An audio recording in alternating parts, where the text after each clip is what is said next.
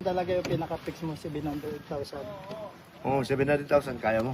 Magkano ba ang budget mo dyan? 500,000 lang to 600,000. 600,000. Boss, dito ka boss para makita mo. Ito, ibebenta ko na lang ng mura, boss. Ito, may buyer tayong dumating dito. Kasi yung bangka ko, nandito, hindi naman nagagamit. Ibebenta ko kasi may bibili na akong kotse ni Mikmik. Ibebenta ko lang sa kanya ng 700,000, boss. Yung kuan boss, pinaka last price boss, magkano yung bigay mo? Kasi yung budget ko mga 500k Ay. lang. 500. Parang ganun. Hindi, ang gastos ko kasi niyan, boss, lahat-lahat niyan, 1.2 o 1.3. Kulang-kulang 1.3 million. Ngayon, ibenta ko lang sa'yo ng 700,000. Wala nang bawas yun boss. Wala, mura na yun sa 700,000. Lahat yan, maganda. Gusto mo, katin natin muna, tara. So, binlag ko na kasi, siyempre, nakita nyo naman, ito yung unang pundar namin. Tino mo naman quality niyan. Oh, napakatibay niyan, no? Ito, boss, papakita ko sa yung lapad niyan. Napakaganda. Pwede matingnan ang makina boss. Makina, may makina dito. Tingnan mo yung makina. Dalawa makina nito. Yung kalating milyon, boss. Di ba? Sabi mo, 500,000. Yung kalating milyon, makina lang yun. Dalawang makina to eh. Wow! 4DR5, saka 4DR7. Ayun, nasa dulo. Dalawang makina. Tapos may CR siya. May lutuan. Tingnan mo. Bago lahat yan, boss. Ito, wala kang ano yan.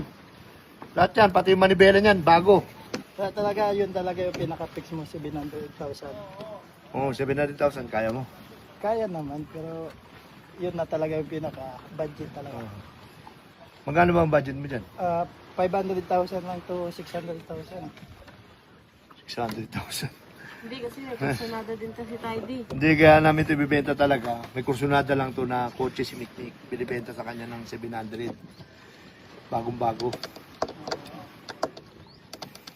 Ngayon, kung 600, lugi naman ako. Laki ng lugi ko. Kasi yun lang yung kaya eh. 650. Kaya mo 650, ha? 650,000.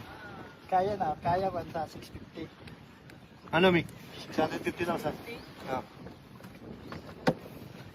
Kasi nga, gusto nga natin mabilisan lang para mabili na natin yung kotse.